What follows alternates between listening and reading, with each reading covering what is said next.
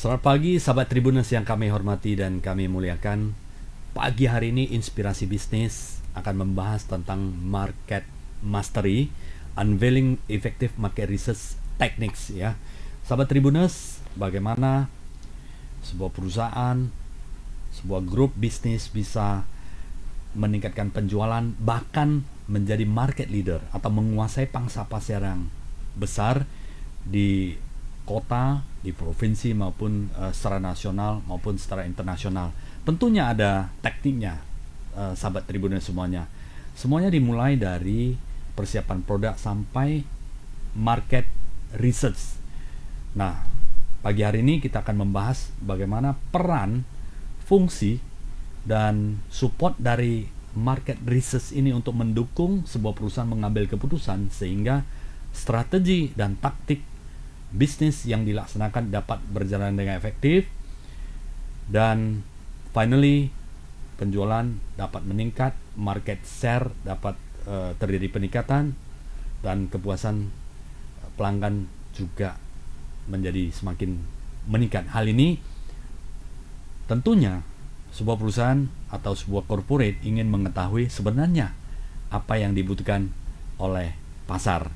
Nah, market research, market mastery hari ini kita akan bahas bersama ahlinya, Bapak Dr. Sandi Wahyudi, CEO dari SLC Marketing, dan beliau juga adalah founder dari Connectpedia. Selamat pagi Pak Sandi, apa kabarnya? Pagi, luar biasa Pak Sianiet. Terima kasih undangannya nih untuk Tribuners ya, bisa sharing terkait marketing research nih. Ini passion saya Pak, suka analisa data soalnya. Nah, ini Pak cocok Sian, ini. semangat Pak ya. Semangat Sukses. Pak Sandi. Jadi sahabat Oke. Tribuners, ya market research ini seperti kita memeriksa kesehatan. Ingin Ya. minum vitamin apa, kemudian kondisi kesehatan kita seperti apa, apakah kolesterol kita normal, asam urat, keadaan jantung dan sebagainya, apakah masih berfungsi sehat sehingga seorang pribadi atau katakan adalah atlet kita dapat mencapai performa yang baik, tinggi, sehat, dan usia yang panjang ya, seperti itu ya, keinginan Betul. sebuah perusahaan seperti itu. Nah, sahabat Tribuners, Regenerasi Pak ya, bisnis ya, keluarga ini harus ada terus regenerasi bisnis, inovasi produk baru gitu kan. Zaman yang berubah, orang tua sudah mengikuti zaman anaknya, tetap harus ada produk yang baru terus Pak. Ikuti sesuai perubahan zaman, gen milenial, sekarang ke gen Z, nanti ke gen alpha. Ternyata setiap produk beda-beda nih Pak. Setiap zaman butuh produk yang berbeda dari satu bisnis. Itu yang seringkali ini Pak Sian, kita hadapi ya. Ketika omset mulai naik, mereka mulai turun, mulai bingung. Sebetulnya riset itu tertinggal, Pak. Riset itu kadang lack of time. Jadi ketika produk itu lagi bagus-bagusnya itu harus riset sebetulnya. Bukan ketika produk mulai omset turun, mulai riset. Terlambat, Pak Sun. Karena setelah riset harus ada development, Pak. Dan pengembangan development ini butuh waktu sekian bulan, sekian tahun. Baru launching produk baru. Nah, jadi teman-teman semua yang tadi Pak Sian bilang omset lagi turun, kita naikkan, sebaiknya jangan tunggu omset turun, Pak Sian. Mumpung bagus-bagusnya omset Bapak Ibu, ya, Sobat Tribuners, saat inilah momen yang tepat untuk kita ekspansi. Karena di saat inilah kita punya mungkin profit yang cukup ya untuk melakukan development produk yang baru. menarik Pak Sandi. Jadi sahabat Tribuners, kalau saya analogikan seperti ini, jangan sakit dulu baru cari periksa kesehatan ya. Masih sehat kita wajib periksa kesehatan kita, ambil darah, kemudian check up secara rutin, apakah kita masih sehat nggak. Kalau masih sehat, masih bisa beraktivitas, itu adalah harapan semua orang. Demikian juga perusahaan, jangan sampai perusahaan mengalami penurunan atau kerugian ya Pak ya, baru dicek apa yang terjadi, bisa saja sudah menjadi terlambat.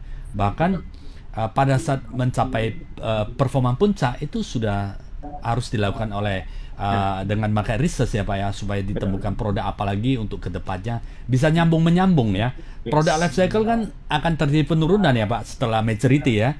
Sebelum Betul sekali, Pak. terjadi declining itu pakai research. Apakah terjadi perubahan kebutuhan, perubahan keinginan, desain dan sebagainya, sehingga dapat membuat perusahaan itu berkembang secara terus-menerus. Ini menarik Pak Sandi. Nah, sahabat Tribuners, kenapa hari ini Tribun Network itu mengundang Pak Dr. Sandi Wahyudi? Karena SLC Marketing saat ini adalah sebuah perusahaan di bidang market research yang kredibel dan terpercaya. Sudah banyak perusahaan-perusahaan di Indonesia, itu perusahaan-perusahaan TBK, perusahaan multinasional juga menggunakan jasa SLC marketing sebagai untuk meneliti pasar yang terjadi di Indonesia saat ini ya. Pak Sandi bisa cerita kliennya seperti apa saja, Pak? Jadi contoh kapal api, mungkin teman-teman sobat Jobdesk tahu ya, kopi, kita juga pernah bantu Kalbe, Sampurna kalau rokok dengan ini Surya Pemenang ya, Gudang Garam. Kalau industri cycle ini Polygon, ya ada juga kalau otomotif Astra, kita bantu Mitsubishi juga. Kalau semen kita pernah bantu Semen Padang, ya ada Semen Gresik juga. Kalau bank BNI, BCA kita pernah bantu. Nah, terus kemudian kalau asuransi Generali, Allianz kita juga pernah bantu. Jadi multi industri Pak, kami pernah bantu riset di bidang properti, di bidang manufaktur, di bidang service, di bidang fast moving consumer good ya. Jadi mostly perusahaan-perusahaan yang corporate Pak kebanyakan kami bantu karena mereka untuk ongkos marketing communication-nya sangat riskan, gede banget untuk iklan di TV, iklan di apa itu baliho ya. Mereka nggak mau sampai pesan komunikasi yang disampaikan tidak grab attention pasarnya. Jadi seringkali perusahaan yang kami bantu adalah perusahaan yang spending power untuk advertisingnya budgetnya gede banget. Karena mereka nggak mau salah langkah membangun persepsi atau positioning yang salah di mata konsumennya. Maka dari itu apa yang kami survei biasanya lebih menggali Pak. Ada beberapa metode survei yang kami pakai, tapi sebetulnya goalnya adalah beberapa yang utama ya, yaitu mencari kembali positioning. Misalnya adalah image yang sekarang ada di benak konsumen ini seperti apa, positioning baru apa yang dibutuhkan untuk perusahaan ini. Kemudian biasanya juga untuk mereka development produk baru atau expand cabang baru atau pabrik baru, mereka mencari visibility tadi Pak, studi kelayakan bisnisnya ini sebaiknya open di mana nih, retail kalau buka cabang baru outlet di mana, yang pasarnya ada nggak. Jadi market potensial yang kita survei, potensi pasarnya. Bukan positioning image-nya, tapi potensi pasar. Kemudian survei yang sering kami bantu adalah riset kepuasan pelanggan, Pak. Ini biasanya bank-bank yang kami bantu ya. Jadi consumer satisfaction. Kita riset sejauh mana kualitas layanan yang diberikan dideliver oleh staff maupun tim sales marketingnya. Nah, tiga ini yang sering kali kita ambil, kita bantu jasa kami. Polanya kurang lebih berbeda untuk metodenya, Pak. Kita nggak bicara teknis ya di sini karena ilmu statistik, Pak Sian. Tapi yang mau saya sharingkan ke teman-teman, jangan tunggu ketika omset kita turun, karena terlalu terlambat. Karena setelah riset kita kurang lebih 3-6 bulan, masih ada development phase, fase development, itu kurang lebih butuh sampai 1-2 tahun ke depan. Jadi teman-teman jangan tunggu turun, karena kita terlambat, tertinggal kompetitor kita 2 tahun lack of time-nya. Sebaiknya mumpung kita lagi bagus-bagusnya, kita coba lakukan riset survei pasar. Pak Sandi, yang sedang tren, yang sering lah ya di request oleh para corporate ini, kalau jasa mungkin di bidang customer pelayanan ya, apa yang pelayanan yang sudah ada ini sudah baik atau apalagi yang perlu ditingkatkan. Kalau untuk yang pertama sekali Pak, yang untuk menentukan apa namanya itu di product development, apakah product development itu cocok dengan market dan positioning pasar Pak, itu adalah untuk perusahaan yang well prepare Pak.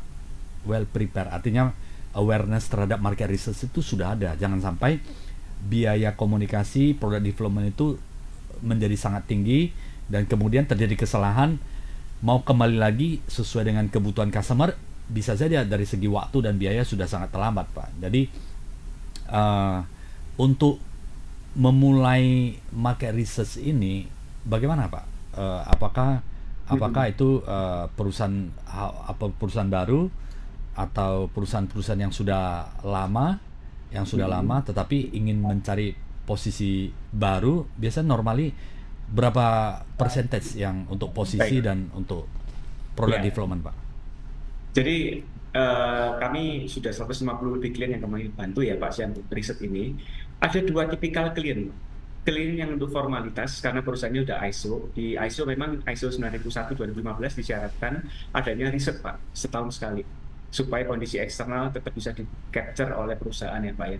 Ada yang cuma sekedar formalitas Pak. Mereka yang penting udahlah Pak riset, kita tiap tahun ada kebutuhan ini ya. Nah, tapi ada tipikal klien yang kedua, yaitu mereka yang tahu bahwa kalau saya nggak mengetahui kondisi pasar sekarang, maka saya nggak bisa keep update dengan kebutuhan pasar. Nah, saya paling suka melayani klien yang kedua nih, Pak. Karena klien yang kedua, biasanya setelah hasil riset kami berikan, mereka doing action, Pak. Menindaklanjutin apa-apa insight yang sudah kita berikan ke mereka. Nah, kalau klien pertama sekedar formalitas, enak Pak, kita dapat duit terus dari sini. Cuma saya kurang enjoy ya, karena menurut saya hanya sebuah formalitas. Nah, klien yang kedua, biasanya mereka yang benar-benar startup bisnis atau mungkin ini ya lebih ke perusahaan yang bisnis keluarga di Surabaya, banyak kan. Jadi mereka yang langsung ownernya masih in charge, Pak. Seperti itu, maaf. Kalau yang pertama adalah sudah para profesional, Pak. Mostly direkturnya apa sudah profesional. Jadi sekedar untuk formalitas sertifikasi ISO mereka. Jiwa entrepreneurship-nya kurang besar, Pak. Riset harus didukung dengan jiwa entrepreneurship yang kuat. Karena kalau nggak ada jiwa entrepreneurship yang kuat, maka apa yang terjadi? Sekedar cuma data. So what? Nggak ada gunanya data ini. Buat apa? Nggak ada gunanya itu. Sayang, buang-buang uang untuk melakukan riset pasar. Karena riset pasar nggak murah, nggak mudah, juga nggak cepat juga waktunya. Maka perlu ada spirit entrepreneurship. Jadi kalau Bapak kembali pertanyaan tadi, saya jawab bukan size doesn't matter, Pak. Size doesn't matter. Tapi entrepreneurial mindset-nya yang matters. Jiwa entrepreneurship-nya harus kuat melakukan riset pasar ini. Siapapun perusahaan yang masih melekat entrepreneurship-nya, riset ini agak bukan lagi sebuah keharusan, tapi menjadi suatu kerinduan, kewajiban. Kalau saya nggak riset ini, saya takutnya persepsi yang di kepala saya, di persepsi anak buah saya, belum tentu sesuai dengan yang persepsi di mata konsumen saya, di benak konsumen. Maka harus divalidasi pihak eksternal. Kami pihak eksternal yang netral independen, tujuannya menjembatani, Pak. Ini loh data dari pasar. Coba compare dengan apa temuan. Kadang mereka punya tim riset internal ya Pak ya. Kadang ada yang berbeda. Perusahaan yang besar biasanya sudah punya R&D department sendiri, punya tim riset sendiri. Mereka lakukan riset internal dan di-compare dengan riset eksternal yang kami lakukan. Kadang berbeda Pak hasilnya. Dan inilah kebijakan dari sang owner atau pimpinan untuk memilih mana data yang bisa dipakai untuk ke depan. Jadi kita sering berargumen dengan tim riset internal, oh sudah kami pernah riset Pak Sandi, hasilnya nggak kayak gitu. Loh, ayo kita challenge dengan real data, seperti itu.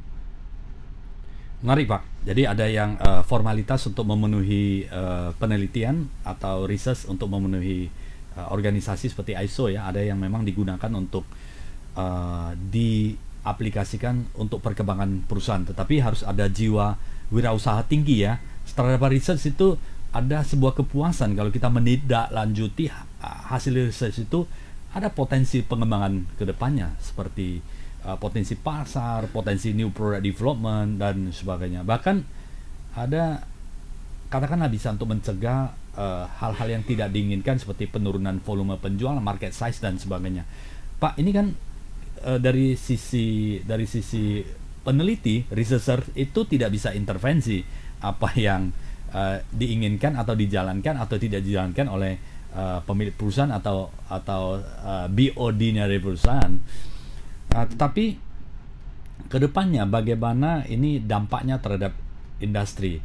Setiap perusahaan pasti di konsultan, di market research dan di training and development pasti ada sesuatu yang ditanyakan oleh pemimpin perusahaan kepada para konsultan, peneliti dan sebagainya. What next? Impact-nya terhadap perusahaan itu apa? Apakah bisa meningkatkan volume, meningkatkan pangsa pasar, meningkatkan profit dan sebagainya? Kaitannya finally akan ke sana, Pak Sandi. Bagaimana Bapak melihat seperti itu? Karena ini bisa saja risetnya bagus, tetapi implementasinya tidak linear dengan strategi yang di lapangan, sehingga bisa-bisa yang disalahkan ini risetnya tidak berguna, seperti itu, Pak. Baik, jadi setelah ini Pak, kami sering kali melakukan riset ya Pak ya. Tadi ada dua tipikal. Saya coba kasih studi kasus yang terkait ini Pak. Klien tipikal kedua ya, bahwa dia jiwa entrepreneurship-nya tinggi ya. Riset ini dijadikan mereka untuk segala hal.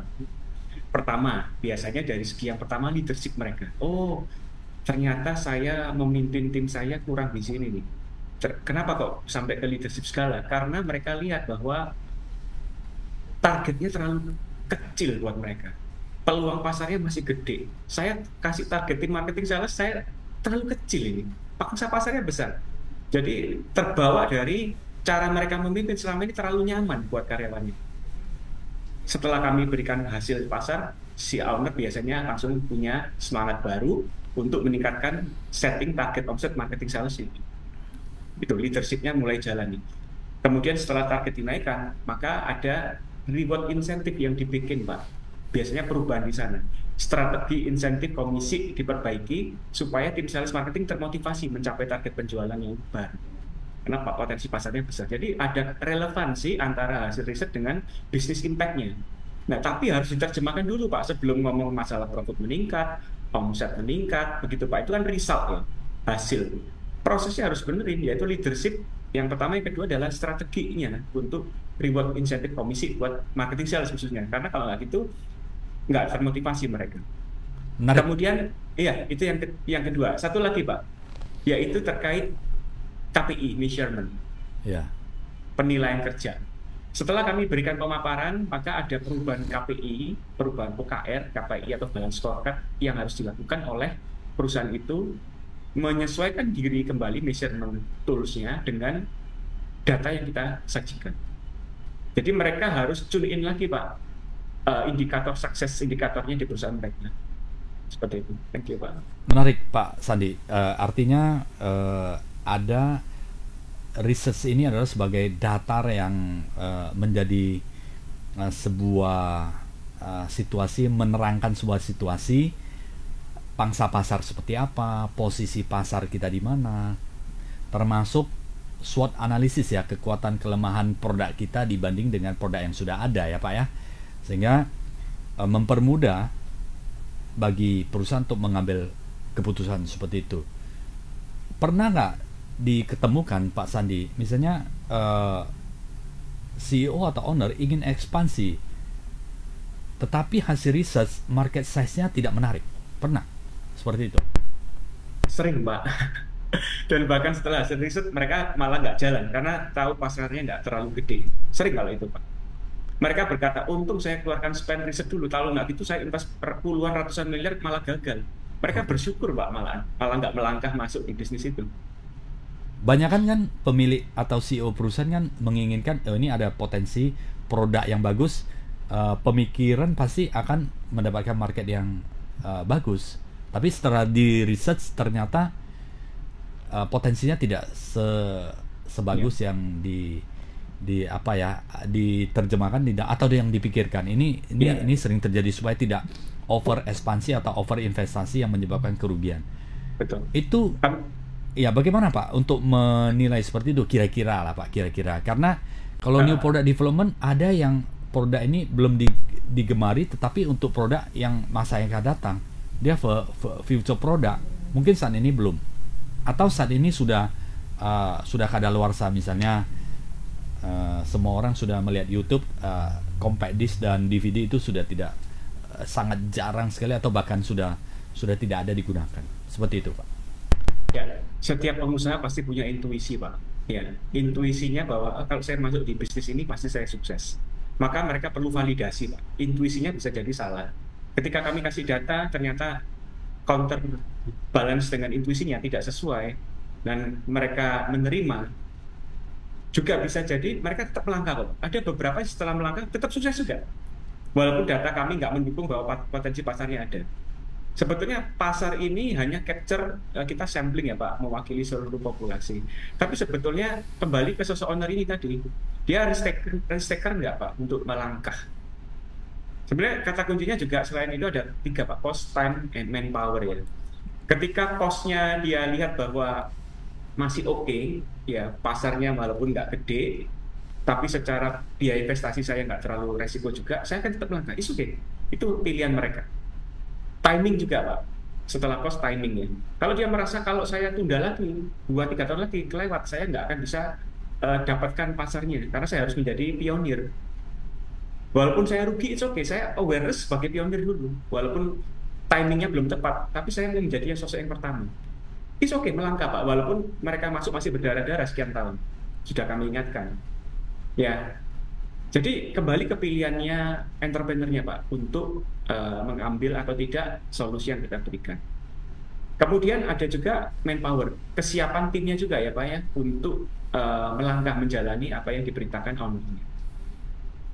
Jadi ketiga ini adalah indikator terakhir biasanya yang dipakai oleh owner, apakah mau mengambil apa yang kami sarankan atau malah menolak yang kami sarankan. Dan dua-duanya benar. Ada pengusaha yang menolak ketika melangkah, berhasil juga, walaupun awalnya berdarah-darah. Ada pengusaha yang akhirnya nggak masuk, karena kita sarankan jangan dulu. Untung dia nggak masuk, karena investasinya cukup gede ya. Dan dia malah bersyukur, karena nggak sampai gagal. Jadi kembali risk pasar hanya membuka wacana, wawasan. Semua keputusan kembali ke tangan owner untuk melakukan. Kalau sudah dia niatan melakukan, dia sudah siap resikonya dulu, it's okay, pasti berhasil juga sih Pak. Karena walaupun timingnya kurang tepat ya. Itu Pak Sian. Menarik Pak Sandi. Market research adalah sebagai sebuah gambaran ya bagi perusahaan, CEO mengenai keadaan pasar, posisi pasar seperti apa, kemudian potensi-potensi, opportunity untuk new product development, ekspansi dan sebagainya. Nah, Pak Sandi, apakah ada yang menggunakan jasa market research dari Connect SLC Marketing ini sudah lebih dari 2 kali atau 3 kali, Pak? Rasa-rasa repeat semua sih Pak, tiap tahun. Repeat ya? Yang tadi saya bilang ada yang cuman Top, formalitas, top Pak. itu ada yang apa ya, kalau formalitas saya sih kurang minat ya Pak, walaupun terus di hire ya. Karena hanya sekedar untuk formalitas ISO-nya. Tapi kalau untuk challenge, misalnya Pak, saya mau masuk bisnis baru nih, ke motor listrik atau ke mobil listrik misalnya.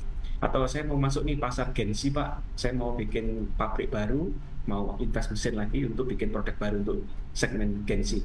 Wah itu saya terchallenge Pak, karena saya juga belajar banyak dari beliau.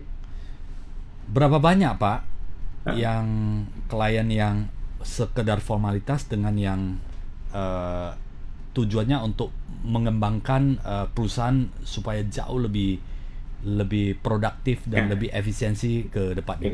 Tergantung decision maker yang kami temui. Kalau decision makernya adalah sang owner itu sendiri, entrepreneurnya sendiri, rata-rata dia benar-benar komitmen Pak. Itu lebih banyak karena kami melayani banyak bisnis keluarga ya Pak, Muslim di Surabaya. Jadi langsung ketemu dengan bisnis ownernya. Tetapi kalau perusahaan itu terlampau besar, corporate besar, which is biasanya yang ambil jasa kami adalah marketing directornya atau direktur pemasaran, begitu Pak, yang profesional. Jadi dipakai nggak dipakai, kebanyakan ya kalau mereka punya ego ya, kadang punya tim riset sendiri, kadang kami dipakai data kami, kadang mereka berjalan sendiri. So, oke, itu juga banyak. Jadi pola bisnis untuk apa ini yang kami layani terbagi dua tadi Pak Muslim. Sama-sama banyaknya sih Pak. Kalau saya bilang berimbang, ya bisa dikatakan nggak 50-50, 40-60 kali Pak ya. 60 yang business owner, 40 yang profesional. Menarik Pak.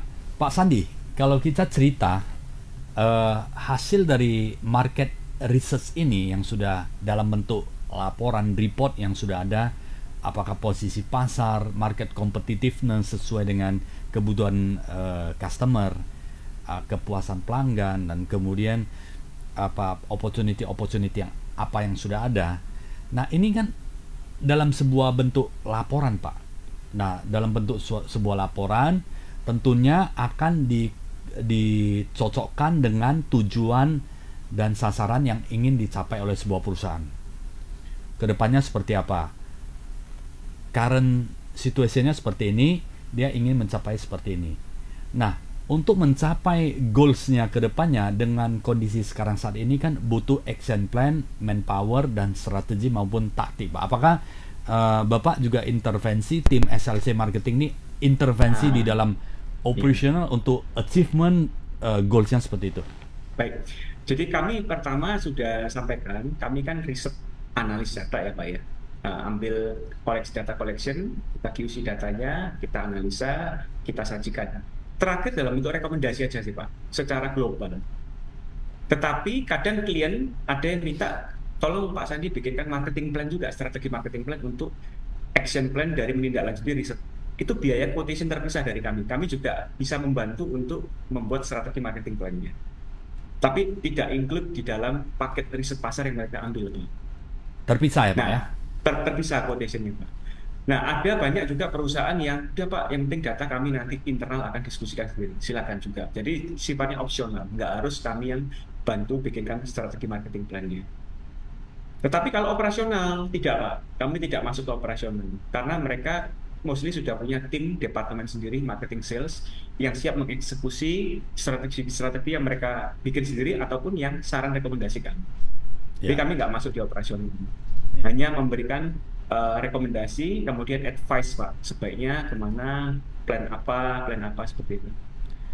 Bapak melihat situasi persaingan saat ini kan sangat apa ya Pak ya, kompetitif, dan kemudian informasi yang sangat cepat sekali, digitalization, kita sudah masuk di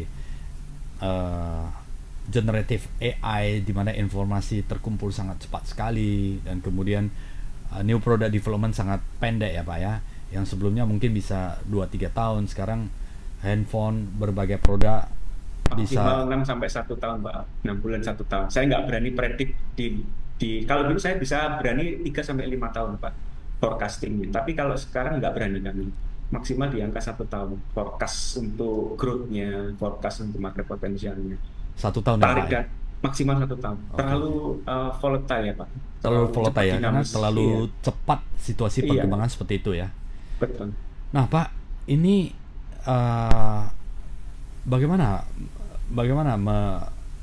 mengakomodir atau membalancing atau menggunakan data research ini Pak? Karena satu, research membutuhkan waktu, kedua, research hasil itu kan perlu diterjemahkan, processing terjemahkan menjadi strategi into action, itu butuh waktu, market berubah lagi Pak.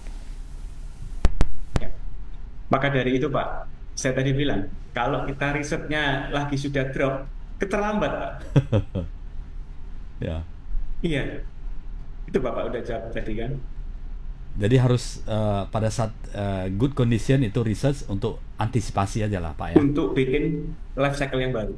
Life cycle yang baru supaya lebih Ya, dia tidak declining ke betul. Ketika menuju. ya produk yang satu decline, dia udah Ya. hype naik, istilahnya untuk piggyback ya apa, numpangin produk yang baru yang dia lagi mau launching. Ya.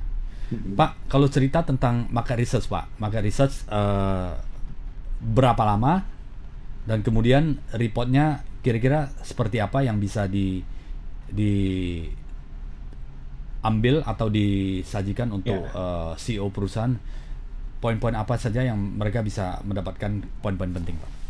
ya, kami nggak berani kurang dari 2 bulan Pak. Rata-rata klien kalau project yang kecil 1,5-2 bulan itu baru kelar Pak.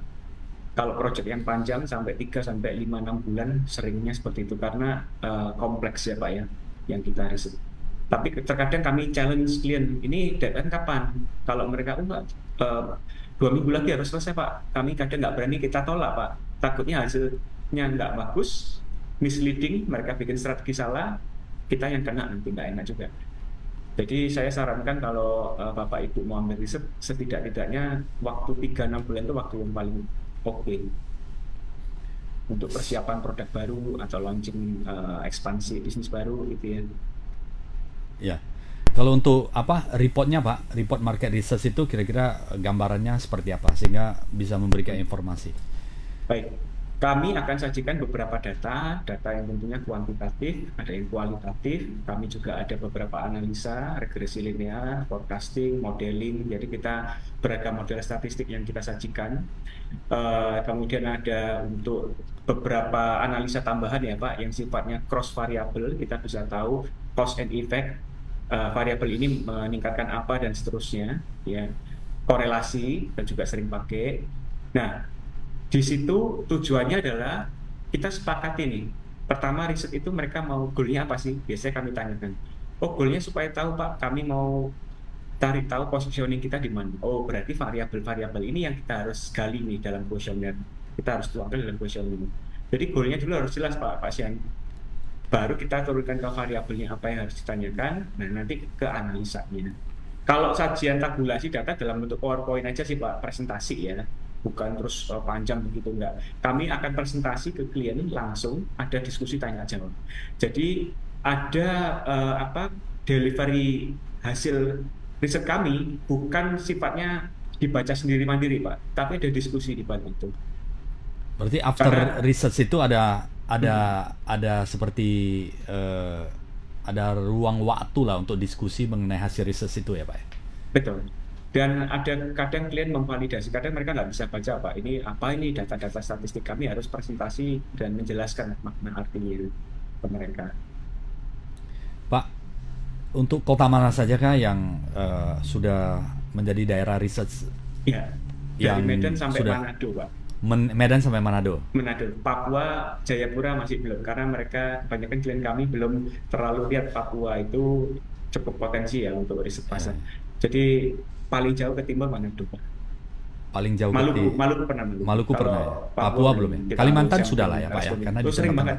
Sering ya? Samarinda, Banjar, Palangka, Balikpapan, sering kalau Berarti Kalimantan. hampir kota-kota besar di Indonesia sudah pernah dilakukan market research oleh SLC SLC Marketing ya Pak ya? betul, Pak. Ya. Betul. Kategori bisnis juga berbagai variasi Multi bisnis ya. industri, Multi industri ya Pak ya. multi industri, dan ada brand-brand yang asing juga, Pak. Kadang mereka mau masuk ke pasar di Indonesia, kontak kami untuk kita risetkan juga. Dari Korea itu paling sering. Dari Korea atau mungkin dari luar negeri ingin melihat pasar Indonesia Penetrasi. seperti apa, mereka ingin Betul. masuk ya. Yes. Berarti bukan hanya dari dalam negeri. Misalnya kalau ekspansi itu sudah biasa lah ya Pak ya. Misalnya dari Jakarta mau masuk ke Surabaya, Manado, Makassar, lihat Nah, potensi, cek potensi market. mm-mm. Ada kalau yang kami biasanya berpartner, Pak. Ada yang mereka dari Indo mau ekspor ke luar. Nah, kami ada partner riset di luar negeri yang bisa membantu potensi pasar di negara tujuan. Karena kapasitas kami lebih banyak, mostly di Indonesia, Pak. Jadi kami berpartner juga dengan beberapa surveyor di luar negeri. Oh bisa juga ya Pak ya, di luar negeri ya. Ya, untuk yang mereka yang di sini mau ekspor keluar.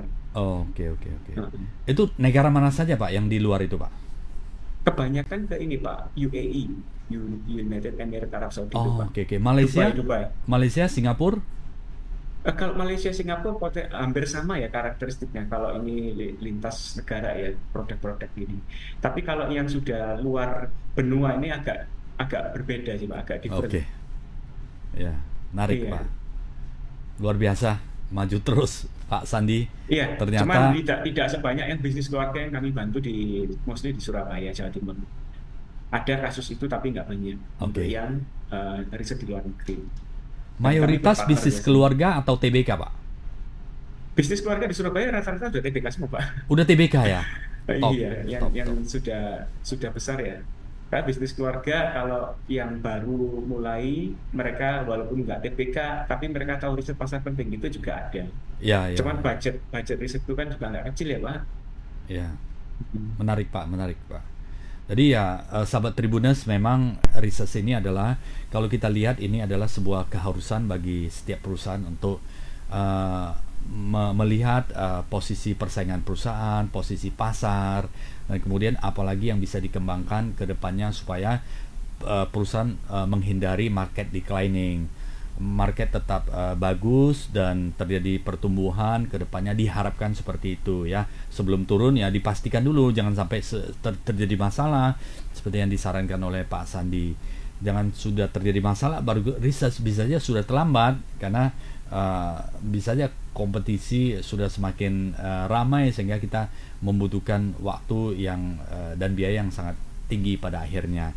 Ya dilakukan research supaya bisa antisipasi perkembangan ke depannya seperti lebih baik lagi. Dan menarik, ini saya baru tahu Pak Sandi, ternyata bukan hanya digunakan oleh marketing departemen ya Pak ya, ternyata banyak digunakan oleh BOD atau CEO perusahaan untuk merubah atau adaptasi terhadap leadership stylenya Pak ya, supaya bisa apa yang lemah dikuatkan seperti itu. Ini menarik sekali Pak, ada kaitannya dengan leadership perusahaan.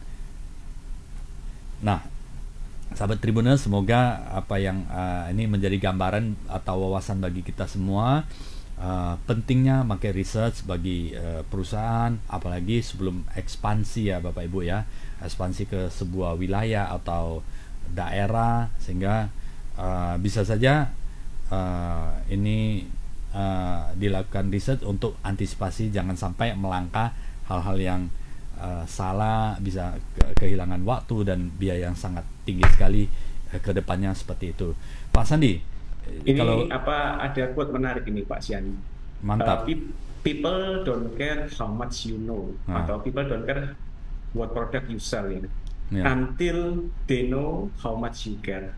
ya, Jadi orang itu nggak peduli kita punya produk apa, kita punya kualitas seperti apa, sampai mereka tahu bahwa kita peduli sama mereka, yaitu mendengarkan suara atau aspirasi konsumen. ini Iya, top ini, iya, ya kan? Jangan menciptakan produk yang banyak kan perusahaan ini saya bisa ciptakan produk yang berkualiti. Menurut perusahaan itu memang ya top lah, kita angkat salam hormat luar biasa lah ya. Tapi sebenarnya yang bisa diciptakan perusahaan itu apakah dibutuhkan dan digemari atau diminati market pada saat ini? Pernah menjumpai atau bertemu dengan kondisi seperti itu Pak Sandi, misalnya confidence level yang sangat tinggi dari owner atau BOD, tetapi after research ini over specification, mereka butuh yang biasa-biasa saja. Pernah Simple. seperti itu Pak Sandi? Ya, maka itu Pak, saya sarankan paralel kalau bisa. Jadi develop produk jangan matang dulu baru di riset. Izinkan kami membantu ketika Anda sedang ingin menginisiasi produk baru. Jadi tim R&D yang ada jalan untuk desain 3D, desain produk, kita riset juga paralel. Kalau mau sabar, riset dulu, setelah itu baru bikin desainnya. Karena Oh, oke. seringkali Pak, kegagalan itu karena desainnya sudah ada, produknya sudah siap, baru cari pasarnya ini kayak gimana. Jadi Oke. banyak temuan kami untuk saran perbaikan spesifikasi produk. Aduh Pak, nggak bisa ini Pak, mesin kita nggak possible untuk melakukan ini. Percuma juga riset, nggak ada gunanya Pak. Ya, ya. Mungkin ada seperti pikiran masih konfidensial ini Pak, dia belum berani publikasi Saya nanti. nggak mau melayani tipe kalau ini Pak. Nggak ada gunanya, karena dia sama kami pun nggak terbuka ya. Ya, Takutnya ya. kan kami infokan ke kompetitornya dia toh. Nah kalau goalnya aja kita nggak jelas, kita kan meraba-raba di tumpukan jerami Pak, cari jarum di Ya. tumpukan jerami. Jadi Goalnya nggak jelas mau kemana ini. prinsip market research itu harus terbuka ya Pak ya. Transparan. Dia mau Terbuka. kemana, betul. Dia Ya. lagi ngembangin apa, mau kemana. Dan kita ada NDA ya Pak, Non-Disclosure Agreement dengan klien, bahwa apapun yang mereka sampaikan, kami keep silent Pak, keep confidentiality-nya. Menarik Pak Sandi. Hmm. Luar biasa. Luar biasa, sangat profesional. Nah, Pak Sandi, kedepannya SLC Marketing seperti apa di bidang research ini Pak? Ya, kami ingin menjadi pemain besar juga ya Pak, seperti beberapa brand market research company yang lain ya. Kami nggak boleh terlalu congkak, nggak boleh terlalu sombong. Tetapi beberapa klien yang dulu pernah ambil, saya nggak sebutkan brand kompetitor kami, kemudian pindah ke tempat kami dan mereka jauh lebih happy Pak. Harga lebih affordable, kualitas juga tidak kalah dengan yang mereka ambil di tempat sebelumnya. Mantap Pak Sandi, luar biasa. Sahabat Tribuners ya, yang dimanapun Anda berada di seluruh Indonesia, SLC Marketing di market research sudah sangat teruji ya. Brand-brand besar, pengembangan bisnis baik di Indonesia, family business, perusahaan dari luar negeri juga banyak yang menggunakan jasa SLC Marketing di bidang research, sehingga mempermudah atau setidaknya menjadi gambaran di dalam mengambil keputusan yang penting ke depannya. Karena investasi dan biaya-biaya, apalagi biaya yang tinggi, jangan sampai itu tidak berguna pada akhirnya ya. Pastikan bisnis Anda didukung oleh market research dan bisnis research yang bagus, sehingga arah dan strategi yang diambil juga merupakan kebijakan yang tepat untuk perusahaan ke depannya ya. Terima kasih Pak Sandi sebagai penutup Wah, Pak. Saran thank untuk you. teman-teman sahabat Tribuners pebisnis di seluruh Indonesia. Oke, jadi teman-teman semua, para pengusaha dimanapun Anda berada ya, riset ini sebetulnya ada sebuah ini research kembali mencari, Pak. Kalau kita baca kata research ya, kembali mencari. Mungkin kita sekarang tidak lagi sama bisnis kita seperti yang kita dirikan di awal berapa belas atau berapa puluh tahun lalu. Maka kita kembali meriset ini tujuannya untuk apa? Kembali tune in, Pak. Bisnis kita berdiri pertama itu untuk siapa target pasar. Nah, kita fokuskan aja ke target pasar yang kita pertama bidding. Karena disitulah pencitraan awal kita sudah bikin sejak puluhan tahun lalu di benak pasar. Jangan sampai kita gonta-ganti usaha, gonta-ganti bisnis, target pasarnya nggak jelas, akhirnya kita bingung sendiri mau kemana. Jadi saran saya, temukan kembali kenapa Anda berdiri perusahaan Anda belasan atau puluhan tahun lalu. Ya, kuatkan di situ aja, fokus di sana. Bisa produknya berubah, tapi target pasarnya, positioningnya tetap sama. Mission statement Anda tetap sama. Terima kasih Pak Sandi, sukses terus untuk Pak Sandi, SLC Marketing tentunya bersama Connectpedia, SLC Marketing ya sesuai dengan harapan ya. Kita doakan, kita support menjadi market research di perusahaan market research yang terpercaya, kredibel dan top lah di Indonesia, Pak. Maju terus ya. Terima kasih waktunya Ya, terima kasih sudah buat sharing Wasian, untuk rekan-rekan sahabat Tribuners Tribun. ya. Sesuatu yang sangat bermanfaat bagi kita semua, membuka wawasan pentingnya market research. Terima kasih Pak Sandi, sampai ketemu. Thank you, Sahabat Wasian. Tribuners, thank Sukses you. buat Terima trend kasih. development juga.